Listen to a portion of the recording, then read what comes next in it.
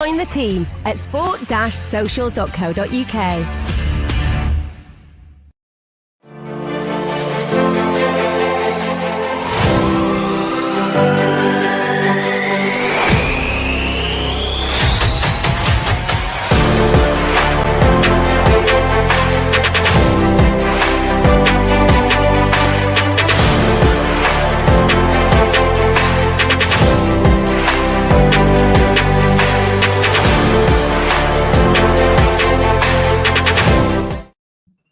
Hello, welcome back to the Masterclass Tactical Podcast. I'm your host, Haider Rubbani. I hope you're having a wonderful Sunday afternoon, evening, or in the morning, wherever you are across the world watching the Masterclass. Manchester United have won 3-1. Fantastic second half performance. Great goal by Cavani Rob. Great to see Mason back on the score sheet again. His form is fantastic. And Man United have secured Champions League football for next season. First time they've done it consecutively, which is fantastic as well. So that's fantastic progress. And all in all, at the end of the day, comfortable result. Comfortable win in the end, but obviously a bit of a hairy first half with the conceding the goal and where United stood. Really, really positive that Champions League football is in the bag so early on. We've got to get out of this mindset of, getting to the last game of the season, fighting for a top four place, because that's really where Man United do not want to be. They are the second best team in the country. I said this repeatedly on our show, and they're proving that. And I think today was a game where, especially with the Europa League final coming up, and we'll have a little chat about that later on, we're seeing that United are still getting the job done. So good on the road. I don't understand it. Why they're so good away from home and why Old Trafford is a bit of a problem. Well, I say a bit of a problem. It's not a huge problem, not being over the top there. But we're in a position now where I think the team looks really, really settled and balanced. And we can start looking forward now to the summer about what players are going to come in and how we're going to strengthen this squad. And then maybe, just maybe, become title contenders. Absolutely. And guys, wherever you listen to this, please spread the word. Retweets are much appreciated. We'd love to get this show out to more people. Let's start, Rob, with the formation. So Ollie went with 4-2-3-1, as he usually does every single week. That's Manchester United's go-to formation. We saw Henderson back in goal. There's no doubt that he's the number one now for Manchester United. We saw Lindelof and Maguire as well, the preferred partnership. McFred in midfield.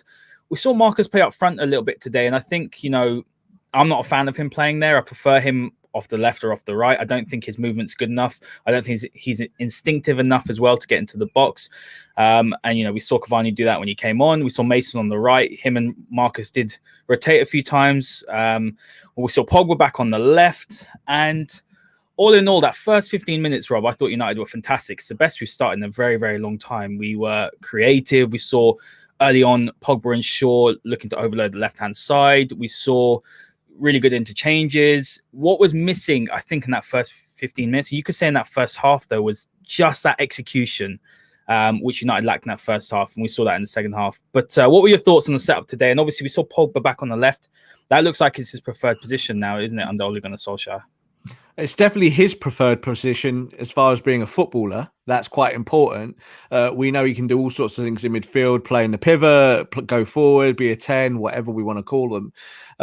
But yes, I think when you're seeing him playing on that left-hand side, when you look at the system, we know it's 4-2-3-1. We know what the functionality is. What's the end product there? It's supposed to be about creating chances, isn't it? Being able to get that front four and be fluid. So we saw today that the whole of that front four, as you said there, Marcus playing through the middle at times. We saw Mason kind of stick more wide. He kind of went one-on-one on the right-hand side, lots of times with the ball at his feet.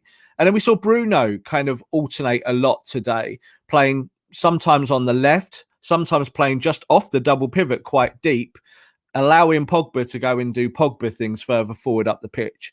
And again, as our viewers know, I'm a great advocate of Paul Pogba playing in maybe that 4 at the top end. Why is that? Well, look at the penalty. When he got that penalty in the box, he's clever enough, he's smart enough to do that with his body, put his body in the way. Does Marcus do that in that moment? I'm not so sure.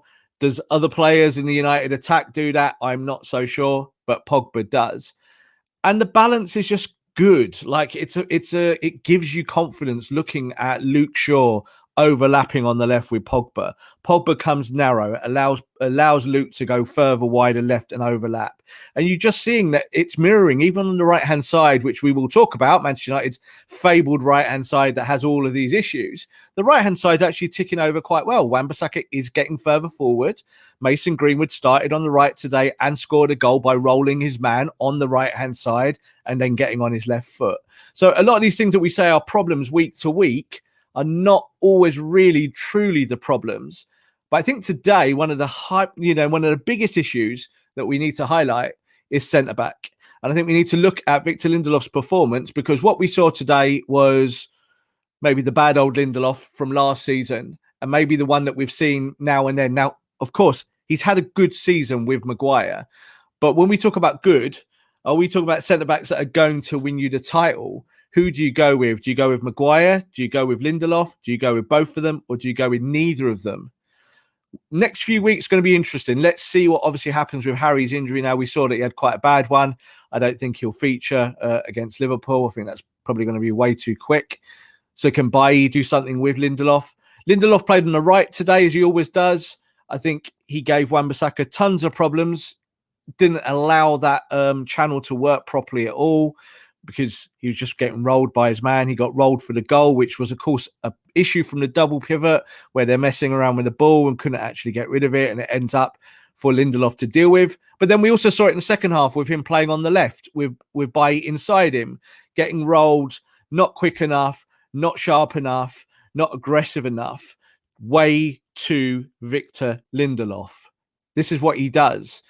Can he do this for United next year if United want to be title contenders? Personally, my opinion is no. I mean, look, this comment here saying I'm gagging for Pau Torres to come in. We're going to get a good look at Pau Torres, obviously, in the final. From all accounts from a couple of Arsenal fans I've spoken to, he was fantastic against them. The issue comes, Rob, though, is that Maguire has played on the left pretty much nearly all his career. He's not really played on the right side of defense. So, what does Ole Gunnar Solskjaer do here? Now, we talk about Victor Lindelof, and, we saw the worst of him today, the physicality element of it. As soon as Maguire went off, you saw Villa go long. They just knew that you go long and you go more direct, Lindelof's not going to deal with it. I mean, you've heard Troy Deeney, he was in the studio today. He said before as well that, teams know that when Victor Lindelof is in the heart of United's defense, you just put a little bit of physical pressure on him and they know he'll crumble. Now, I know we disagree on this quite a lot, but I do think that we had a problem today in the pivot with McFred. We know their limitations, so I'm not going to expect the world from them. We all know that they're not the long-term solution, but they are the best solution for United at this very moment. Obviously not dipping into the market. But for me today, I thought we saw Villa press very aggressively. Their first wave press was fantastic today, especially early on in that, sort of into that late phase of that first half. They got the goal as well. And the goal came from that. You saw Fred sort of almost hospital pass it to McTominay, and then McTominay not deal with it. And then Lindelof should have got tighter with Traore. It was a fantastic finish. But the problem is that when United, lose that composure, or they lose, perhaps they lose a goal in the game, they don't have that quality in midfield to reassert themselves on the ball. And then you see United lose the grip of the game. And I think that's one of the positives and the negatives of this United side, because in the second half, we saw this side, we can see what they can do, and they're fantastic, and they can turn the game on its head. But I do think that while the defense is a problem, and I think a centre-back is a real problem for United, Maguire needs a better partner. Those two in front did not help the defense today or United today. And I think it is a recurring theme. I know we spend weeks and weeks talking about this, but it is a recurring theme that if there is an area where United really do need more quality, if they want to play out the back, if they want to be able to retain possession when they're pressed, heavily, it is those two in the pivot, and it is the defense. Yes and no. Let's look at it pragmatically. Is United's defense a problem? Well, it's not a problem. It's the third best defense in the league this year. Is it the defense that's going to stop you from winning the league next year? Potentially, that question is yes. Let's apply that to the double pivot. Does the double pivot stop Man United winning matches because they cannot pass through the pivot? Well, if they were passing through the pivot, then you would be right. There's an issue there because McTominay and Fred don't seem to be able to pass the ball 5 yards to each other at times. And that's their bad. Do you know what I mean? They need to be better at that. I don't believe for 2 seconds that 2 international footballers shouldn't be able to pass 5 yards to each other. There's an issue there between them. But they are, for me, still the best double pivot. The reason why you don't play Paul Pogba there is that you lose Pogba's influence higher up the pitch, but Pogba's also likely to give the ball away in those areas. So what are you really gaining by having a ball player in the pivot? That's kind of where I stand on that. And as I said, we keep saying it week after week after week. But I think when you look at Victor Lindelof, he has to anticipate what's in front of him. If he's got a double pivot in front of him, doing all the screening, all the mopping up, all of that, all he's got to really do, Haider, is read the play, read what's going on. So if he loses the ball, he has to just check if he's goal side. He has to think where his player is. Is he marking touch tight? Is he going to mark more zonally? What's he doing? And what we saw with the goal, with the Villa goal, it was really Villa's probably they did have opportunities, but that was kind of their best chance, certainly that part of the match. It flipped the game around, was that he didn't read the play. He wasn't tight enough. He wasn't anywhere near the ball. He actually kind of told his opponent what to do, and that was, I'll let you go off that side and you can have a shot. Now, he put it in the top corner, so what can you do about that? So it was a great finish, Rob. We can't take away from that. It's a great finish, but the point is, the first error comes in the double pivot, and the second error comes from Lindelof. But the error that really counts, Haider, is the one with the centre-back. So your centre-back has to do his job in that moment, because all he's got to do is get tight, close that lane down, get right in that person's face and say, that's it, you cannot run that lane. I'm just going to stay there and you're going to bang into me, or I'm going to get the ball off you. You're going to get times when your double pivot could be Paul Pogba and Pirlo getting him out of retirement, and they're going to lose the ball, because it does happen. The double pivot does lose the ball every now and then because of the functionality, because of where they are. And yes, McTominay and Fred need to be better. And yes, you could go and buy someone in the summer. And yes, there's 100 different things you could do. But again, in this game, I don't look at this game and think the double pivot was the issue. The issue is that defensively, United were on the back line, were a problem. I thought Maguire was fine until he went off, and it did seem to be Lindelof heavy today. And you've got to think about it. Maguire himself has deficiencies. He's not quick enough, but I think he's probably playing the best football that he's played for Man United in a kind of over a spell, maybe of 4 or 5 months. You know, he looks like he's got leadership in there. He's controlling things. He's being progressive. He's stepping into the pocket with the ball. He's doing all the things that you want Harry Maguire to do. But do you know what? It must be difficult for him to look on the inside and know that Victor Lindelof is doing what Victor Lindelof does. And that must be really, really tough. Now, we said earlier on in the season, we talked a lot about Aaron Wan-Bissaka's positioning. Now, I think Aaron Wan-Bissaka has mentally got over that. I think he understands, a bit like Luke Shaw, that I have to go forward. I might have to sacrifice something behind me, but that means that that person there, who is Victor Lindelof, has got to go and do his job. And I think you have to have balance like that. You have to have trust, and you have to have kind of tactics. This is what this show is about. But Victor Lindelof is the weakest link in that back four that compromises almost the other 3 positions. And you just mentioned Pau Torres there. Pau Torres would come in, would play on the left-hand side. I've got no issue with Harry Maguire switching to the right. Harry Maguire can do that job. He's got 2 feet. He could be in that area. He won't be compromised. He won't be any quicker or faster or slower or anything in that position. So he can still read the game, because that's what he does. Lindelof is a reader of the game, but I don't think he should be a reader of the game for Manchester United if Manchester United want to win a title next season. I agree with that in parts, Rob. Before we sort of go on to the next topics, we could talk about this all day, and we talk about this nearly every single show. But what I will add to that, though, is that while the defense is a problem, those 2 in front that both are put in there to screen, both are put in there to essentially protect the 2 behind. And I just think that they're both deficient. I thought Fred had a good game. McTominay had one to forget. My issue with those 2 is that they do give the ball away, and when they give the ball away, it doesn't matter who you've got behind you, Rob. Obviously, Lindelof should have done better, but no matter who you have in central defense, if they're giving the ball away in dangerous areas, it's always difficult. It's always difficult to defend. And I felt like today, one of my biggest problems today is that it was the retention of the ball from both of them, and it takes out of United's attack going forward when you've got 2 players just sitting there who aren't giving enough going forward. And United's issue is that when teams are going to sit back a little bit more, these two have to be more involved in the build-up, and I don't think they are more involved in build-up. You said they can't, at times they can't pass 5 yards. That's a problem, Rob. That's a huge problem for a club like Man United who want to go and win titles. Lindelof is deficient for me, yes, and if United want to win a title, he's not the centre-back. I also think those two in front are deficient. If United want to win a title, it's the same sort of story with them that they need to be upgraded on. But I also know their deficiencies, they're just not a long-term solution for me. They're not a long-term solution, and yes, you could upgrade them. There's no doubt about that. You can go buy a player tomorrow who would upgrade that issue, that part of the park. But my point is that why United drop points every week? Do I look at that and look at it statistically and kind of with an outward-looking way of expressing it and saying, is it the double pivot today that caused United loads of problems? Now, you just said there about teams that sit back and they can't really join in the play. Well, what we saw today was Villa play a high press.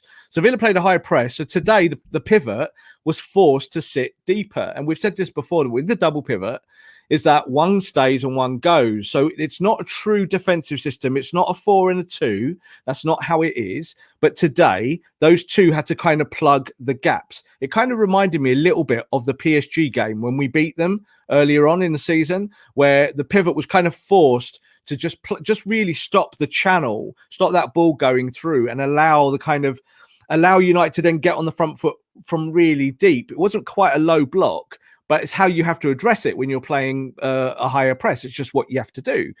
But we've seen in recent weeks that Scott McTominay scored 8 goals from the double pivot this year. What? 8 goals?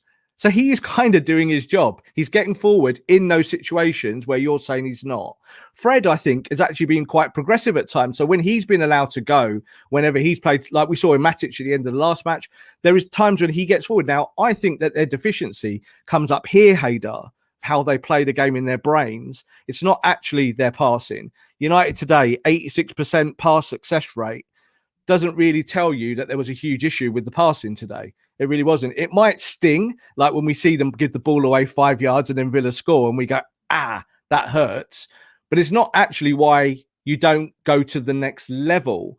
Now, the next level will involve buying new players. Who do you put in there? Do you buy someone like a Basuma?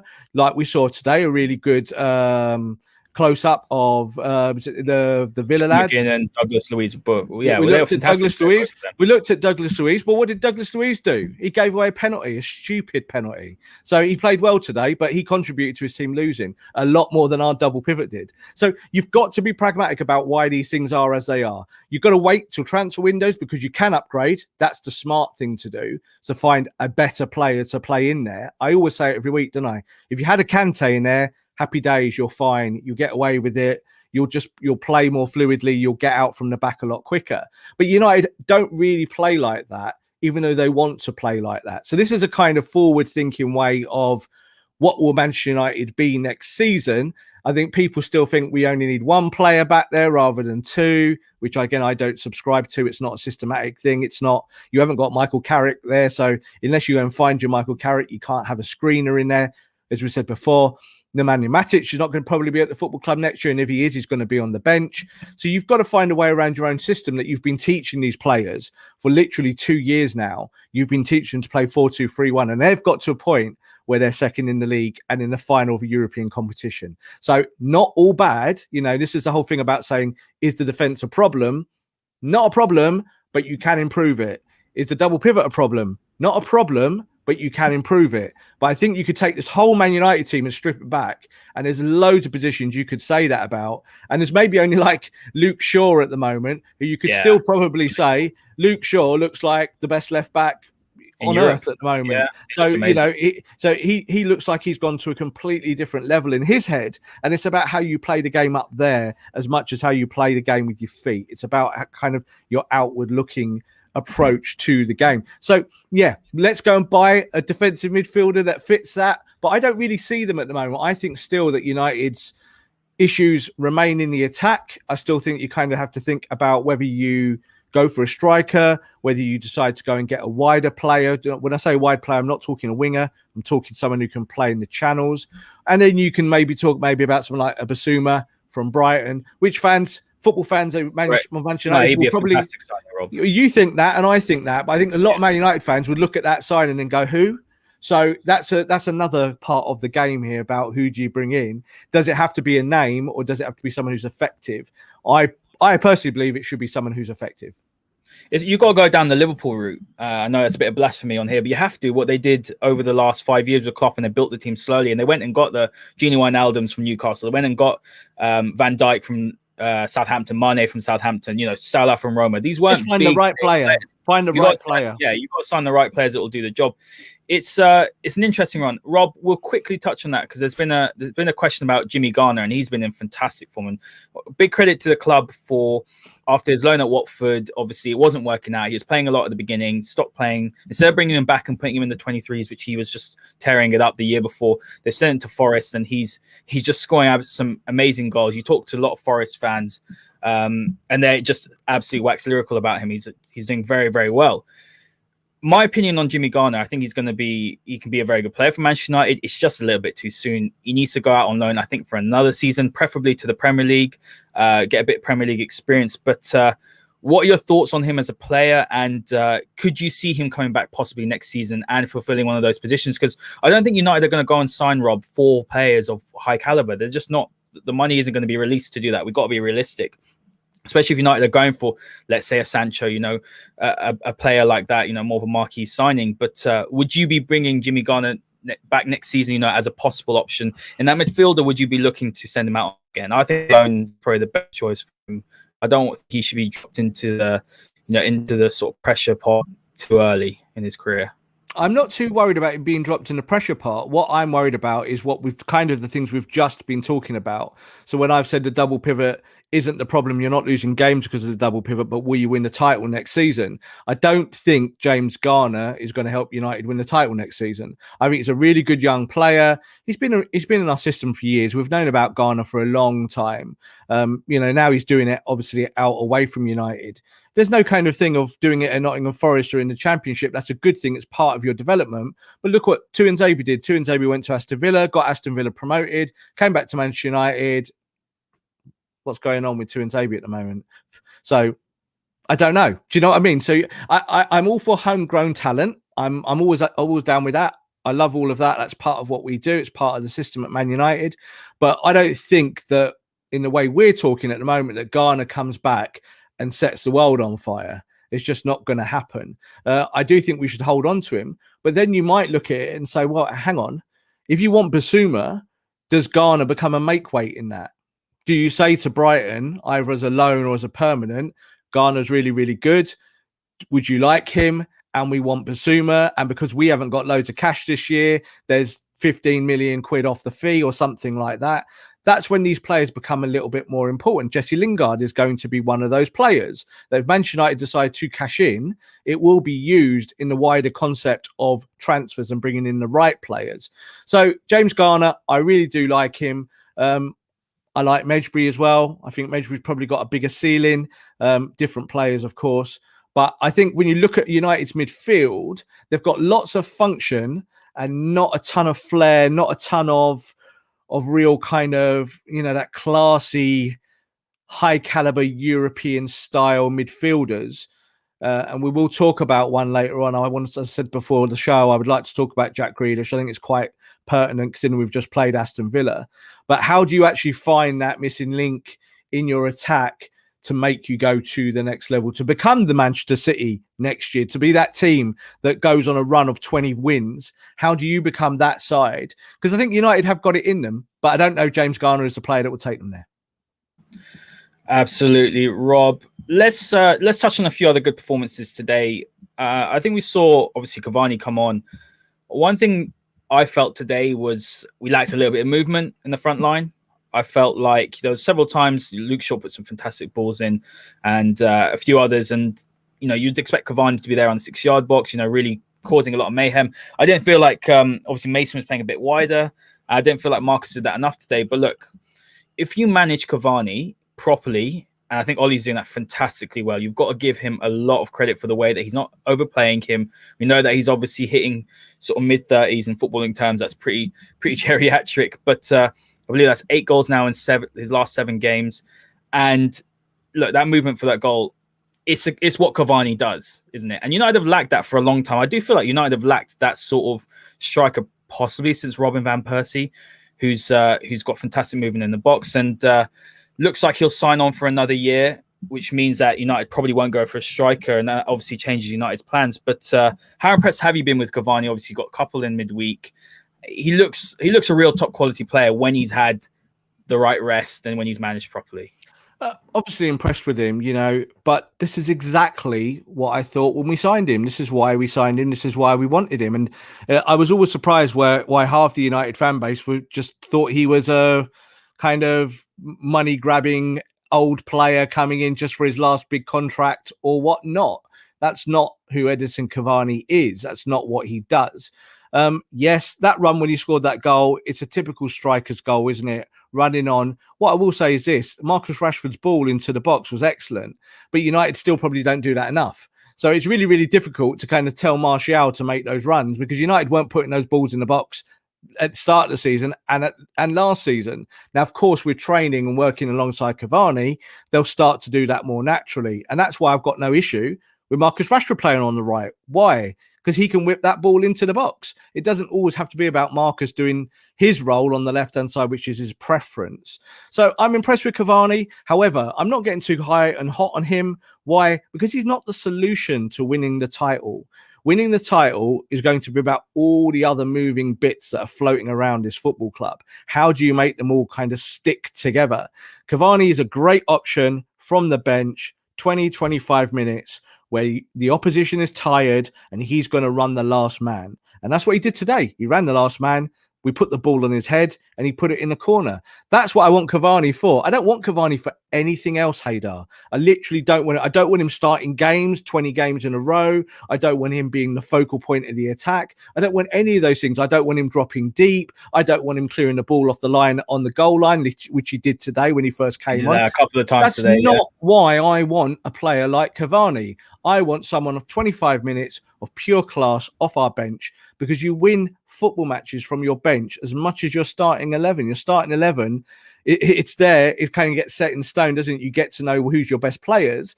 And today I saw people tweeting earlier on that, Cavani's not starting. It's a problem. It's not a problem. He can't play every game. He is older and he is a danger in those last 20 minutes. That's when you want a striker of his caliber coming on, rather than, say, an Igalo who can come on and do things maybe narrow in the channel, but Igalo's not going to score you the goals that Cavani scores you. I think one of the most telling moments, and you can compare the bench now to what it was at the end of last season, Rob, against Sevilla, where Ollie turned around, looked at his bench, and he had Igalo, Mata, James, these sort of players, and you thought, and he didn't make a change, did he, till very, very late on. I should have won that game. And you look at it now, there's quality. You had Cavani to come on, you had Van der Beek, who could have come on as well. Obviously, Mata was on the bench as well, but there's much more quality. And United have, look, they're changing games. That's 10 wins now from losing positions. No team has done more this year in the league. So that's fantastic. But look, guys, get your questions in as well. We'll try and answer as many as possible. We're going to touch, Rob, now on we'll touch on possibility of Jack Grealish as a signing. And the question really is Jack Grealish emerging as a player that United need more than Jadon Sancho? Now, we obviously discussed this briefly off air. What we've seen in the past couple of months now is Paul Pogba playing off that left. And he's not playing like a conventional left-sided player like Marcus Rashford. He's operating in the channel. He's picking up space inside. He's collecting the ball in dangerous positions. And what United are seeing when Pogba plays in that position is they're much more effective in that final third. Their execution's better. Now, Jadon Sancho is a player that I've wanted, and I continue to want. I still think that right-hand side, he'd be fantastic on there, offer more balance. But is there a case now that if Paul Pogba does leave, and the way that Ollie's playing with him on this left-hand side, that it's time that Grealish could emerge as a player to replace Paul Pogba? Because they're playing in a similar fashion, and is that better? Is that a better fit for Man United going forward? Yes, is the kind of short answer to all of that. And I'll try and kind of give some background to it. Jack Grealish was on Manchester United's radar just over a year ago. We kind of knew that. It was quite obvious. He said some very flattering things about Manchester United over the years. He's talked about Old Trafford being his favourite stadium, etc., etc., etc.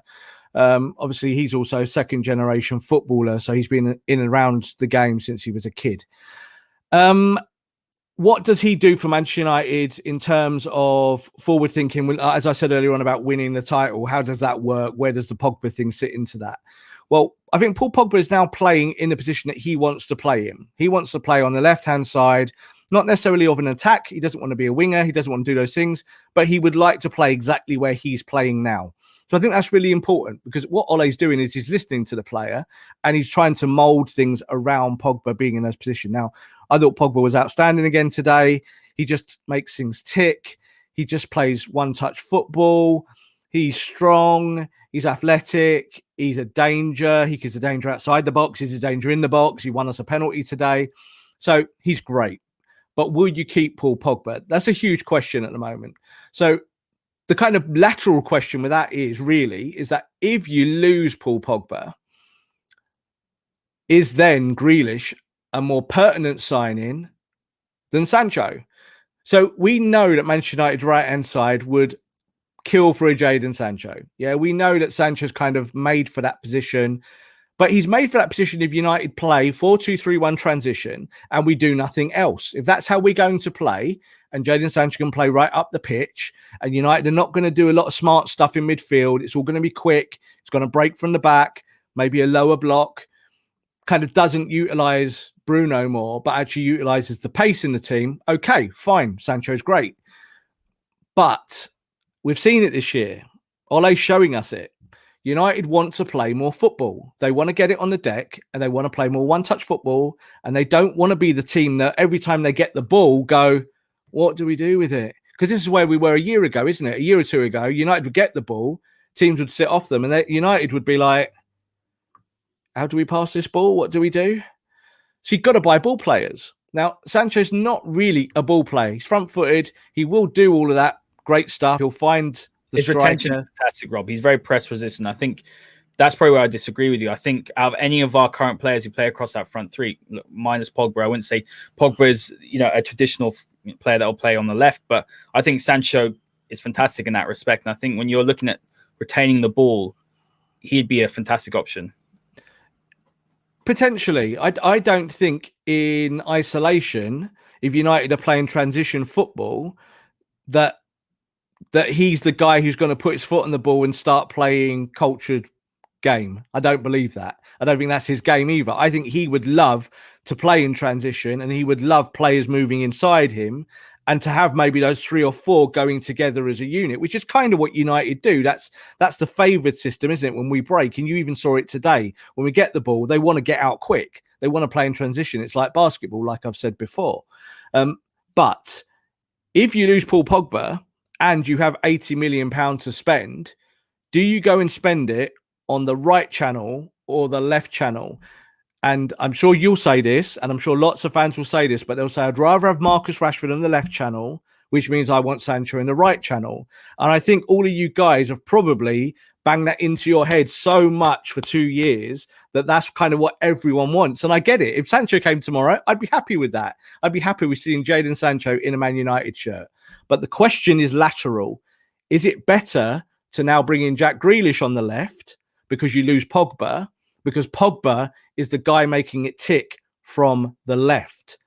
Mason Greenwood played on the right today, scored a lovely goal. And then, like we said at the top of the show, the right-hand side with Greenwood and Wan-Bissaka, we're not doing shows on the right-hand side being a problem for Man United, are we? We're not doing that. We've just got into a European final. We're second in the league. What we're asking is, how do you get to the next level? Now, yeah, go and buy Sancho and Grealish. But this is not a dream world. It's not happening. You're probably going to have to choose one or the other. I think Sancho is more likely simply because of where United are in that deal, that they've had all of those talks with the player. The player wants to come to the Premier League. The player's stipulation was he wanted to be in the Champions League. That's going to obviously happen with Man United now. And United now look like a much more attractive proposition than they did 12 months ago, than they did 24 months ago, and even going further back into the Mourinho years. So it looks good for United in terms of attracting players. But that question remains, is what's best if you lose Pogba? Because I tell you what, you're not getting another Paul Pogba. I say it every week. So if you're not getting another Paul Pogba, you've got to say, well, Marcus Rashford's going to play on my left-hand side, and that's all I've got on the left. So if Marcus gets injured, which he does, and Marcus has to play through the centre like he did today, you're starting to hamstring yourself about what your options are with your midfielders. And if you're bringing Grealish, you can play him on the left, you can play him on the right, you can play him as a 10, and you can play him as an 8. So you can play him in different roles. You can't do that with Sancho.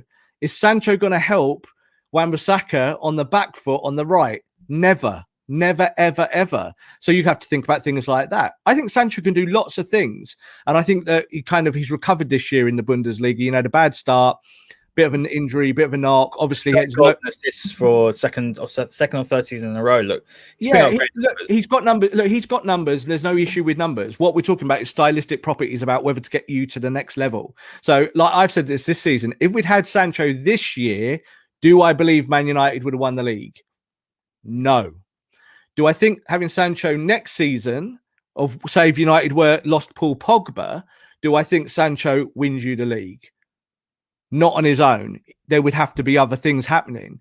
But I think Grealish on the left, who could play in the channel and allow Luke Shaw now to be this version of Luke Shaw. We're not worried about Luke Shaw anymore, are we? All of those fans that went at Luke Shaw for like a year and called him all sorts of names and said he was this, that, or the other. I don't know what they're saying now, but Luke Shaw is running that left side like a Don. So you have to think about what's inside him.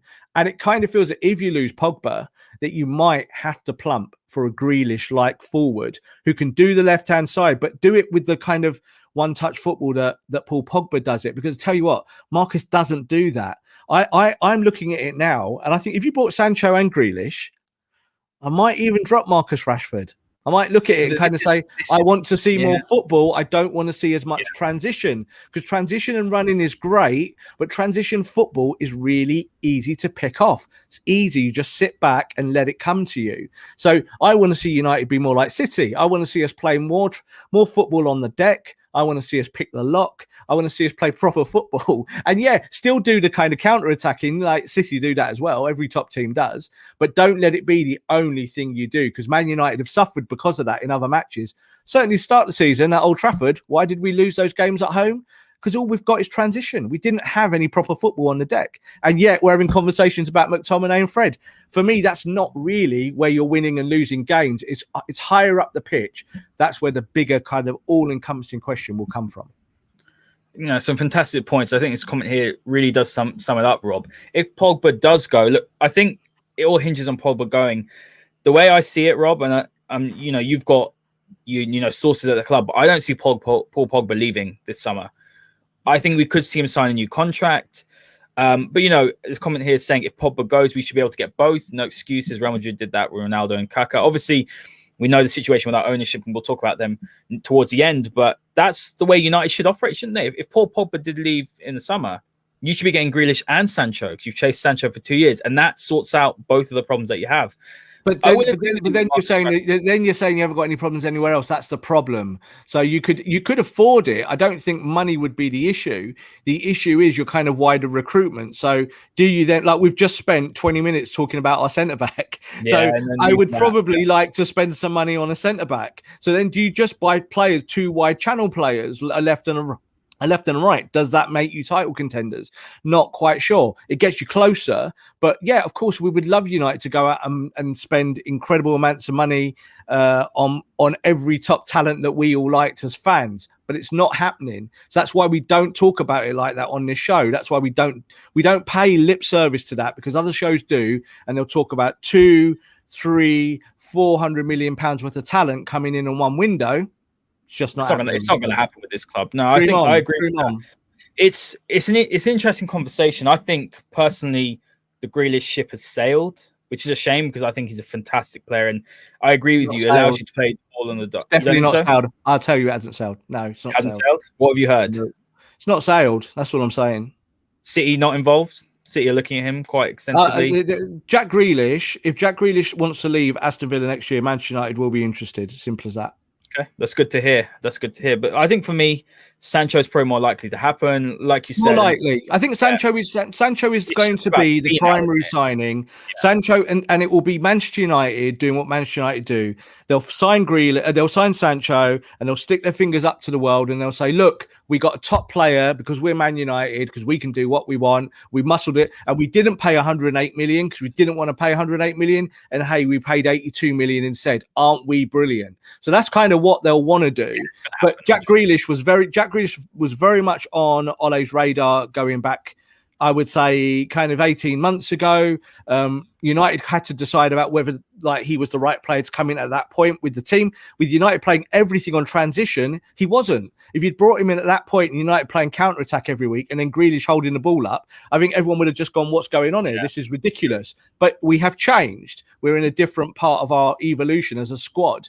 And now you can't say to yourself, Paul Pogba playing on the left, Haider, you're still telling me you'd prefer him in the pivot. There's a reason why he's on the left. There's a reason for that. It's because he wants to be there, and that's his best position. I'm sorry to say. It's also about the deficiencies behind. Like, he was playing in the pivot because he had Nemanja Matic next to him. So then that lends to the question: should United go and buy a Declan Rice? And that's where I think United need to focus on. I think right wing's very important.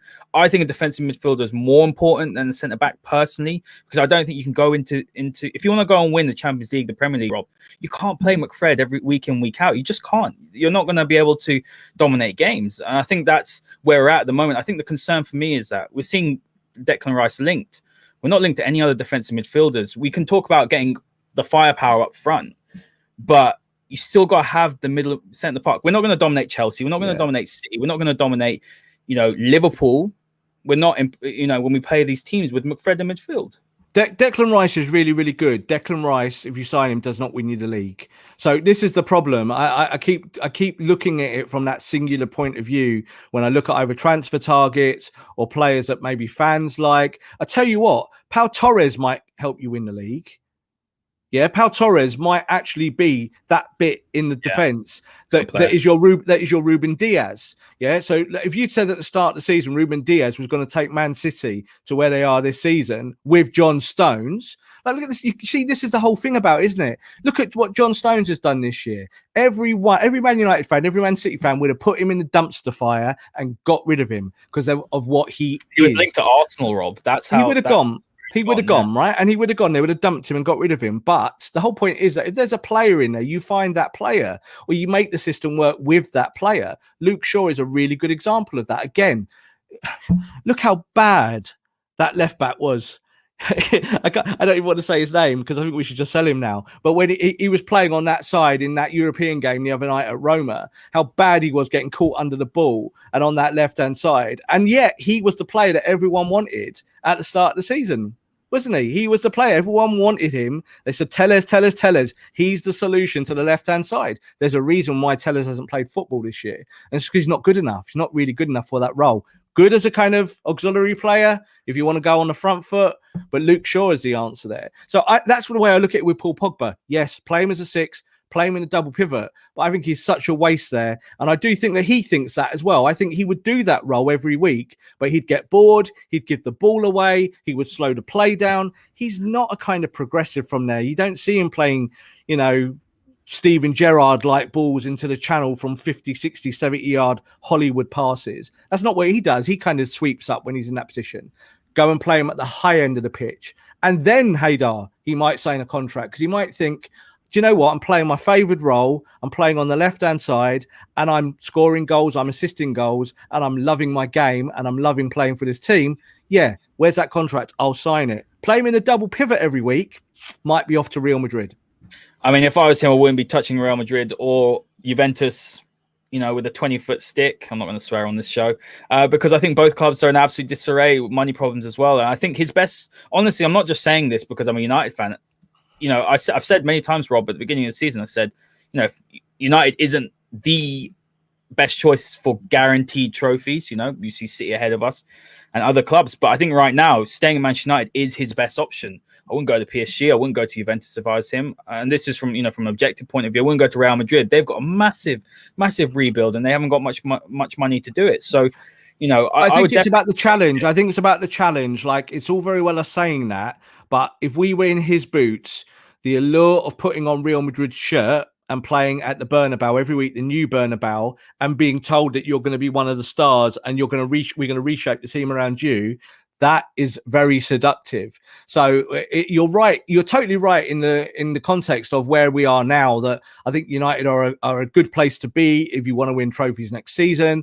I think that he has an incredible relationship with Ole Gunnar Solskjaer. I think Ole's kind of nurtured that and kept him going and kept him motivated. And we can see that in the performances. So I'm with you on that.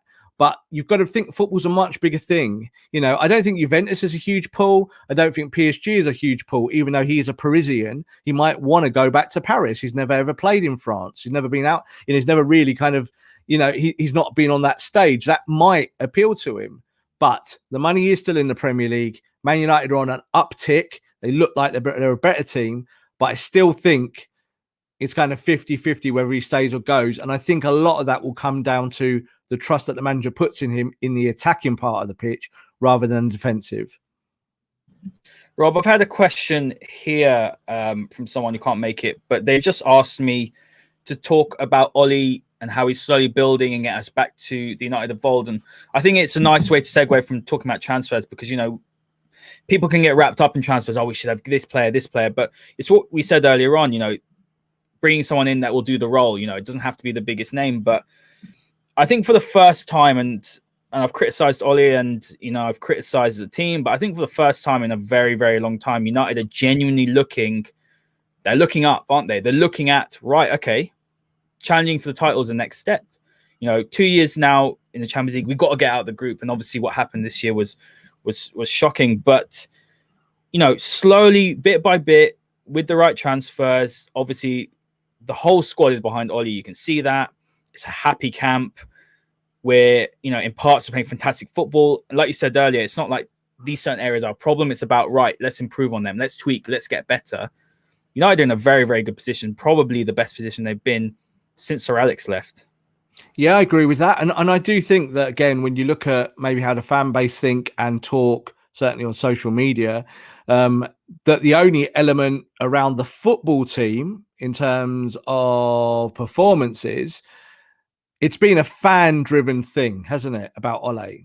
Ole in, Ole out. And I don't want to go too much into that because we have done it on the show before, and I think it is kind of dull. I said to you before the show started, I don't have Twitter on my phone anymore. I put it on for when we do the show and maybe when I have to do tweets around games or around work, and then I take it off because Twitter is so toxic, and kind of that's where the platform is today.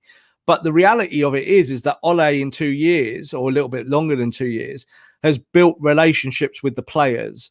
And that's why he's getting the most out of them. So we look at players that are not as good.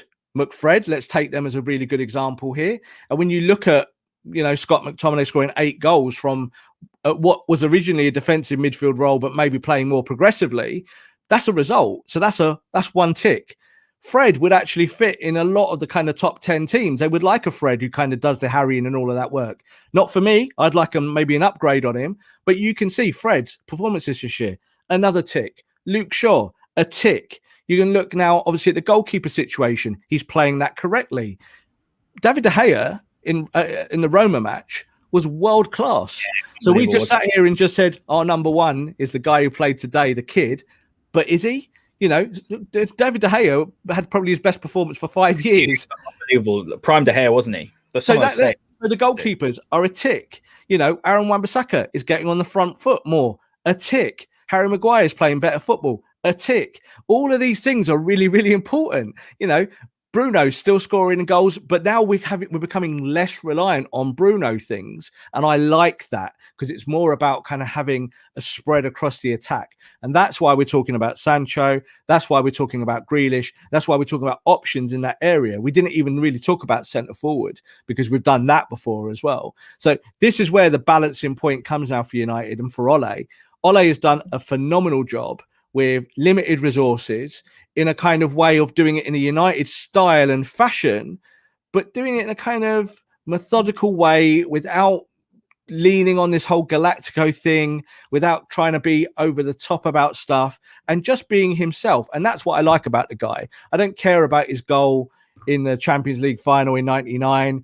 I care about what he's doing at the moment. This Manchester United team is rightfully second. And I tell you what, if they'd sorted their home form out earlier in the season, we wouldn't be talking about City's procession to the title now. We'd be talking about a genuine title challenge going into the last 2 or 3 or 4 matches, because United would have earned it. And they've earned it. You know, one good stat to use: last year, Man United lost less games than Man City in the league.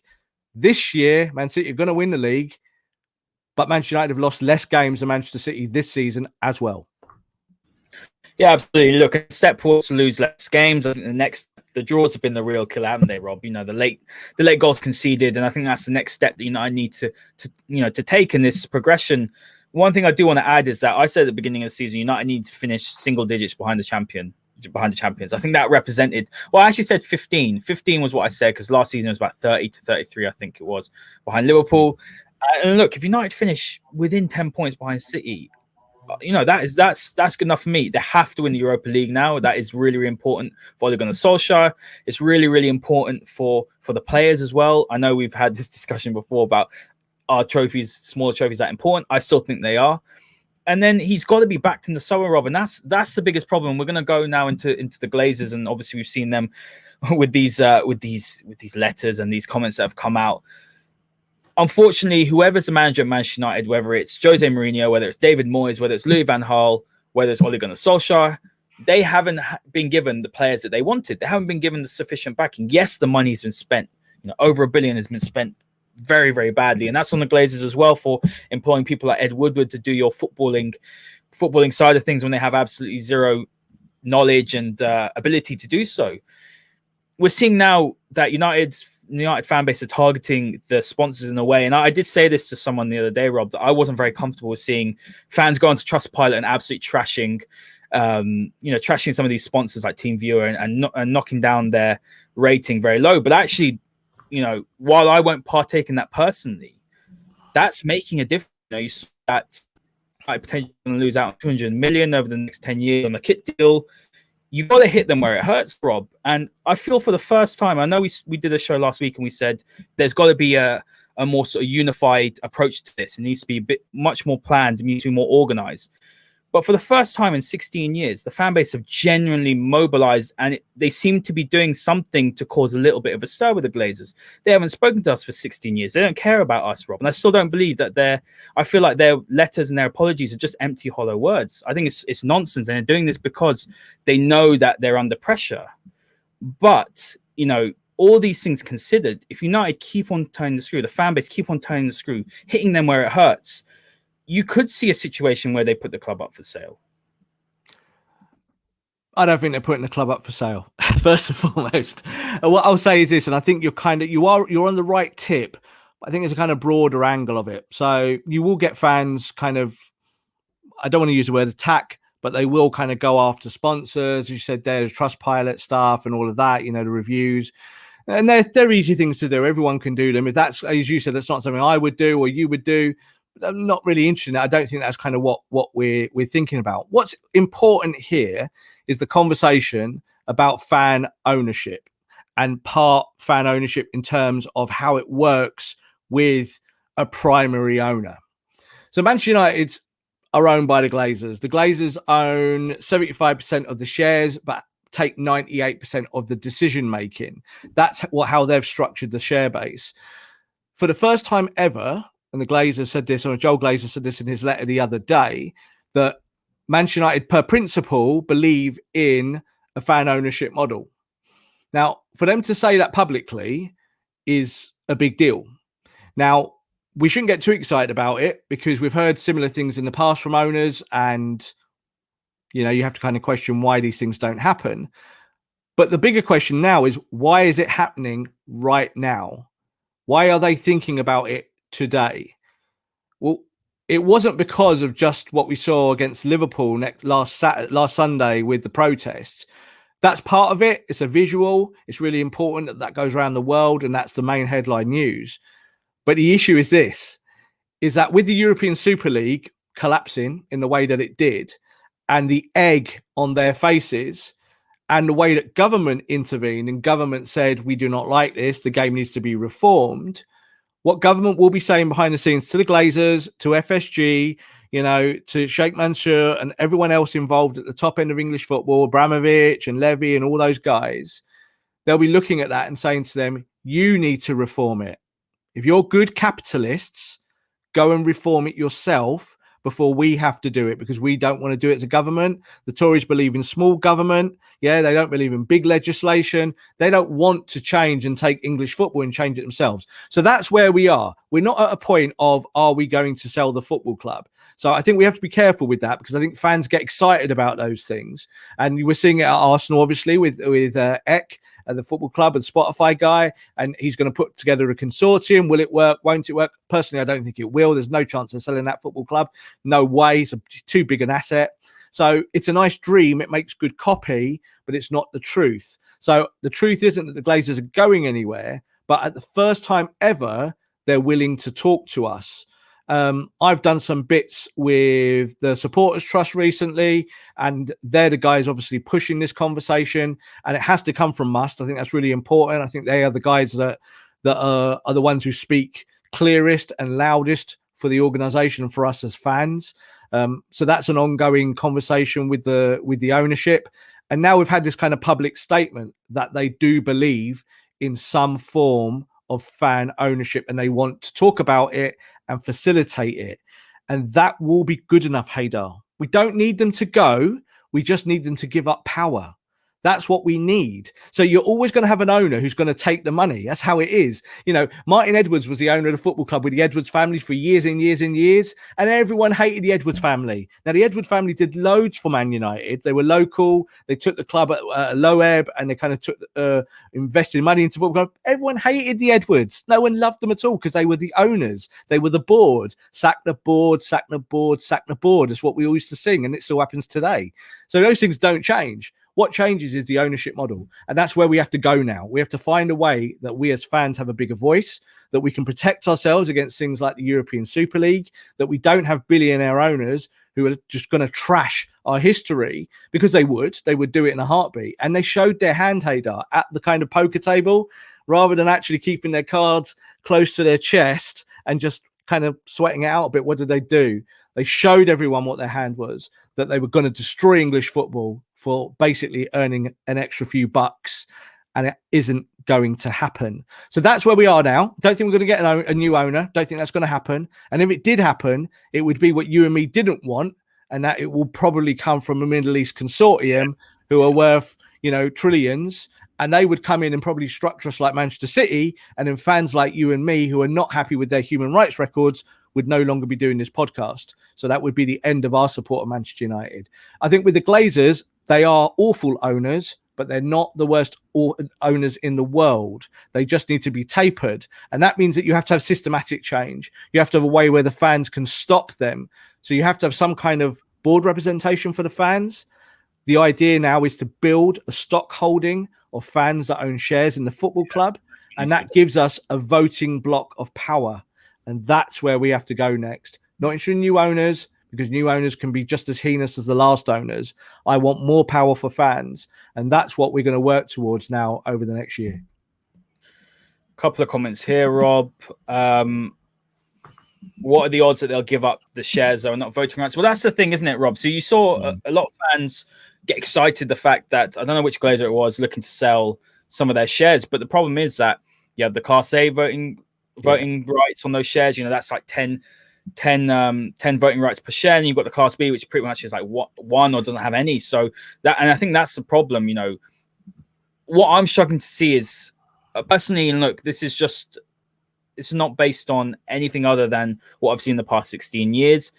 It all feels very convenient, Rob.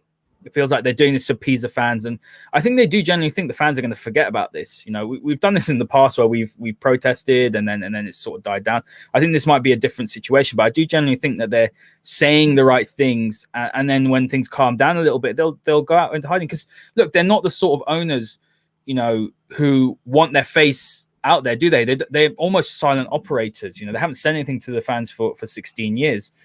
You know, I will be very surprised if we do see that sort of model come in, because I just can't see how they're going to be giving up some of the voting rights. That model will come in because they have to find a way of protecting their profits. You know, they have to find a way of keeping their football club in order and keeping fans happy and making sure that fans are buying the shirt and going to the games and not getting games called off and not getting upset by bad decisions about the European Super League. They have to find a way that allows the structure of English football to change while they maintain the power they need to make money. So it is a different ball game now, Haider. Like, I know what you're saying there, and that's the cynical side of looking at it. You know, these fan owners have done what these owners have done what they've done before. They're not interested in the fans. All of that is 100% correct. You're spot on with that. But the landscape has changed, and the landscape has changed because why? Because government are involved. Government do not want this to turn into a stink where they have to take the industry over and reform it. That would be the Conservatives' absolute worst nightmare. That's not what appeals to their voters. That's not what appeals to them. It's not what they do. What they will be saying, and this is why we're getting it for every football club. This is not just United. We've seen the big six all say it. All the big six have gone, we got it badly wrong and we're going to reform. They've all said it. And it's very easy to say it, like you said, and then do nothing.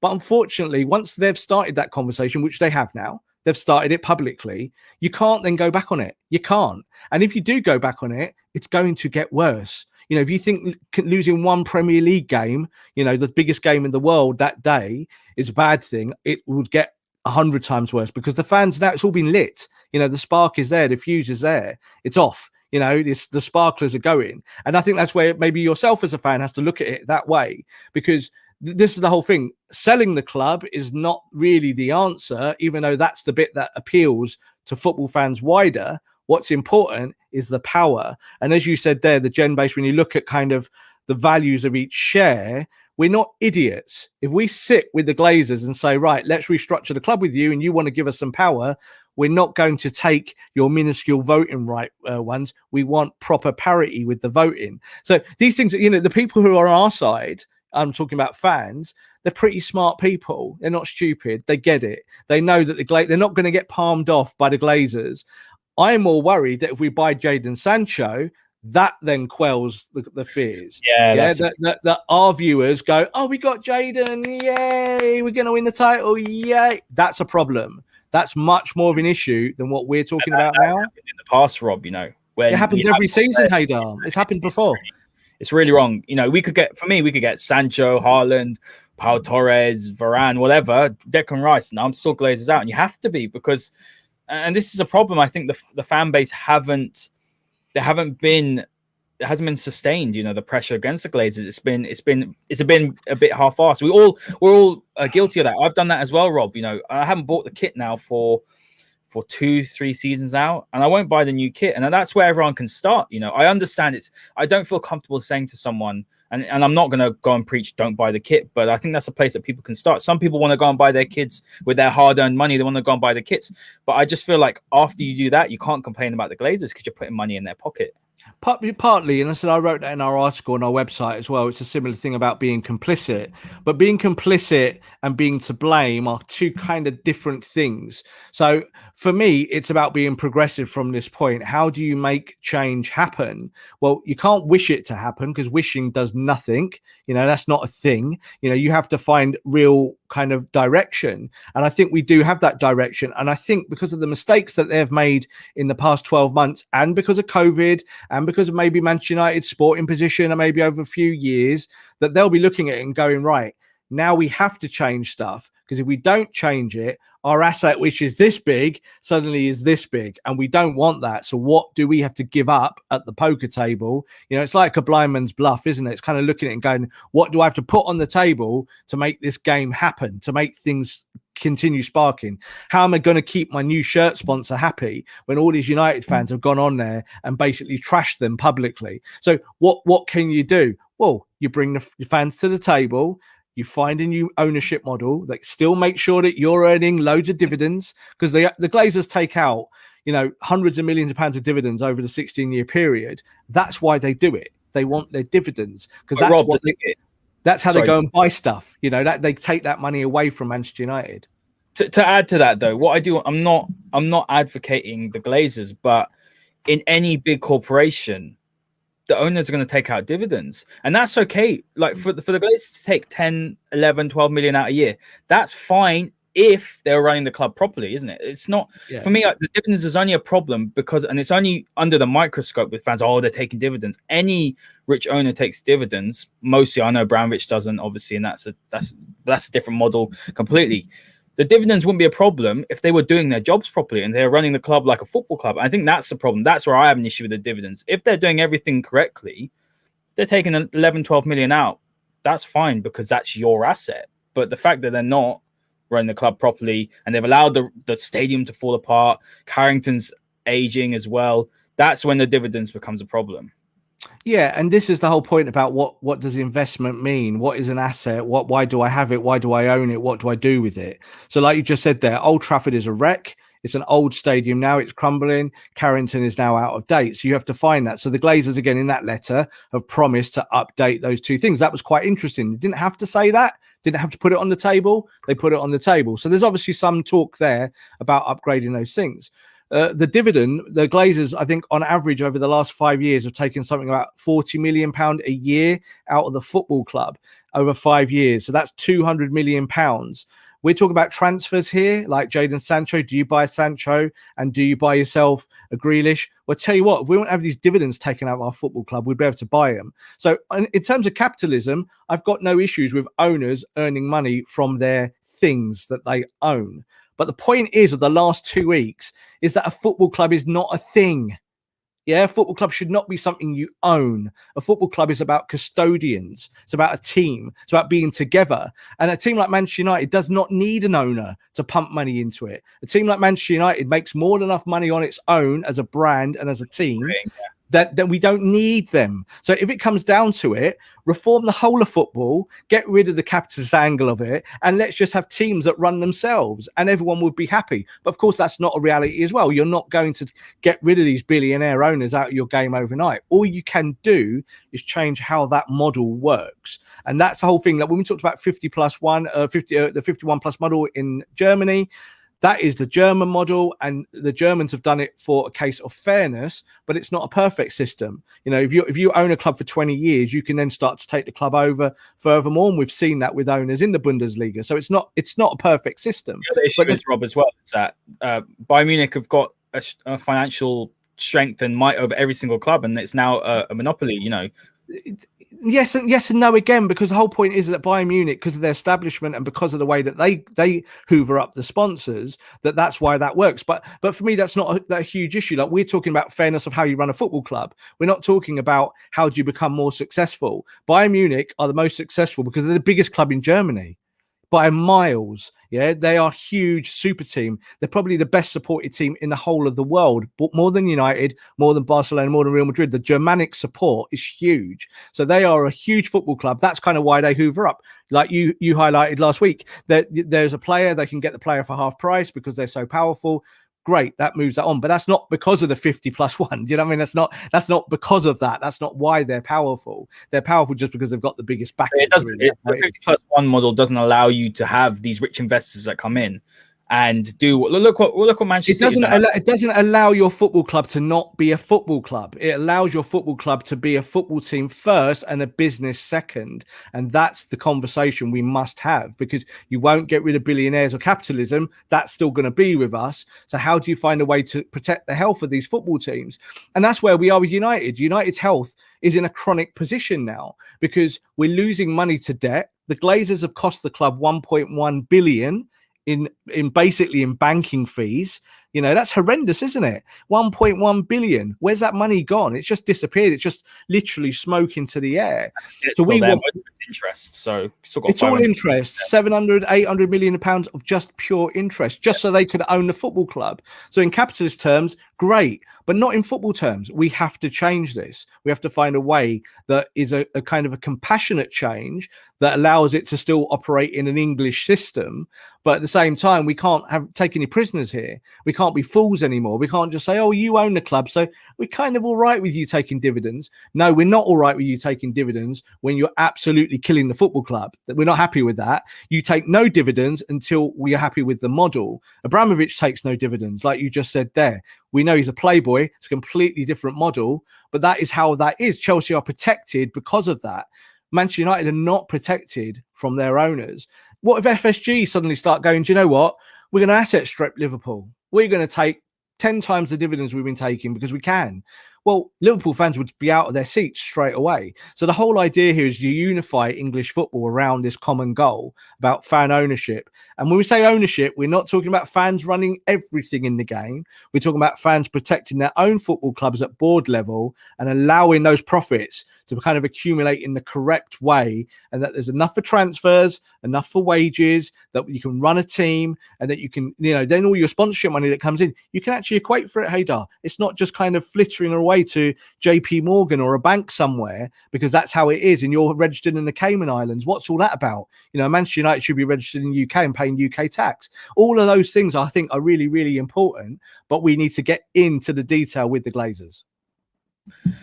Rob, I think this is a really damning sort of comment here from Best and Cantona saying, the unpalatable truth is fans would want Saudis over Glazers in every poll I've done. I've seen the polls that he's done, and it's like 95% wanting the Saudis, and that's where it's that's where it's too far for me. It's almost like football, tunnel vision football, right? Football, and just completely ignoring the human rights abuse that these people do, and the horrible things they do. If anyone wants to watch, I know it's not football related, anyone wants to see what the Saudi government actually do and the horrible atrocities they do, go and watch The Dissident on Amazon Prime, and you'll see, you'll see exactly what they do. But Rob, let's wrap up with the final word. Now, Man United have secured top 4 for the first time, consecutively since Sir Alex Ferguson left, which is fantastic. And they're in the final of the Europa League against a well-drilled Villarreal side. Unai Emery's done a really good job there. And now they're approaching a very, very difficult run of games. We've got Leicester, who seem to be in free fall again. Seemingly they're allergic to Champions League football. And we've got the Liverpool game rearranged. It is a little bit of a surprise that they've rearranged it at that point. I feel like it's almost like a punishment towards the club for what happened in terms of putting that fixture there. But ultimately, United have got the job done. They've got Champions League football, and look, they just got to keep on rolling, keep on trying to win games, and get that trophy at the end of the season. Yeah, I'd rotate heavily from here now. The league's done. They're done to what they needed to do. They're in the Champions League, coming second, third, or fourth. Again, I know fans want the kudos of where you are in the league, and I've talked about the league a lot this season. But the most important thing, first of all, is get in the Champions League for next year. So what's the next thing? The next thing is to win the Europa League. Now, you said it's a must win. It's difficult. I always kind of step away from that, because for Villarreal, it's a must win. So it's kind of a must win for everyone. A cup final always is, isn't it? We've got this FA Cup final coming up now in the next week. It's a must win really for Leicester, because Leicester wants some silverware. I don't like to subscribe to it as that. But of course, we would want to win it, and we want to do our best to win it. So I think where we are now is that Ole needs to kind of look at the squad. I think we'll see some quite surprising changes for the Liverpool game. I don't think he's going to risk players. Look today, Marcus again got a really bad knock and kind of came through the game, provided the assist. But you have to now think, as a manager, you have to think in terms of where fans don't think. Yeah, you have to kind of look at it and say, how do I preserve these players? So on that day, when I'm going into my game against Villarreal and I'm trying to win a European final, how do I get my players the fittest they are, the healthiest they can be? How do I keep Paul Pogba fit? How do I keep Bruno Fernandes fit? Do you know what? I'd be tempted not to play Bruno in the league again at all. Completely take him out. Yeah. And that might lose you a game or two here or there, and it might make you slip in your league position. But the truth is, you've done that job. Keep Bruno, keep players fresh now for this European final, because that's how you're going to win it. You're not going to win it by spinning the roulette wheel and thinking, well, we'll try a little bit here, try a little bit there. Villarreal are not that good. They're not a top team. You have to respect Villarreal like they are Real Madrid, like they are Barcelona, like they are one of the top Spanish sides, one of the top teams on the continent. They're a good side. They're a good side, and we have seen that Manchester United can lose games to good sides. Yeah, I thought we'd lose at Roma. I really did. In that second leg, I really did think that would be the case, just simply because of mindset and where you are in the result. So you lose that game, but it doesn't matter because you move on. Those things are fine. I'm really okay with them, and it's a bit like that now with the league. I want to beat Liverpool on Thursday, But if we don't beat Liverpool on Thursday because we rotated everyone and everyone's fresh for a Europa League final, happy days, Liverpool. Have your 3 points. Good luck in your chase for 4th. We're not interested in those things. That's fine. Let's get ready now for this cup final. I'd love to win it. I think it would be a great way to cap the season off. I think we're up against a great opponent in terms of Villarreal. Is a good match for Man United. Fingers crossed that Harry is fit. We need him in that kind of run-in now. And it's just making sure that players are going into those final matches and not doing anything stupid. Because I can see it. You know, it always happens, doesn't it? Like, you know, before a World Cup or a European Championship, the day before that game, someone, you know, wrenches their knee and they're out of the Euros, or they break a metatarsal like Rooney did. He didn't need to go for that ball, or Beckham did it as well. It always happens. And that's the bit that I worry about. And I'm thinking to myself, wrap them all up in cotton wool, minimal minutes, minimal effort. And if you lose games because of that, you just take it on the chin and you go into that game trying to win some silverware. And we're in a really, really good position now to take home a cup. Absolutely. As one of the comments said, you know, it's a real springboard for Man United going into next season. Guys, thank you very much for all your fantastic comments. Always much appreciated. Myself and Rob really do appreciate all the interaction. You know, it's what makes this so fantastic to do. Make sure you do check out our website, www.thefootballmasterclass.com. You'll see a couple of articles there from Rob, and we will be obviously writing a lot more during the summer when the transfer window starts. So make sure you check that out. Thank you very much for joining us today, and we will see you next time. This podcast is part of the Sports Social Podcast Network.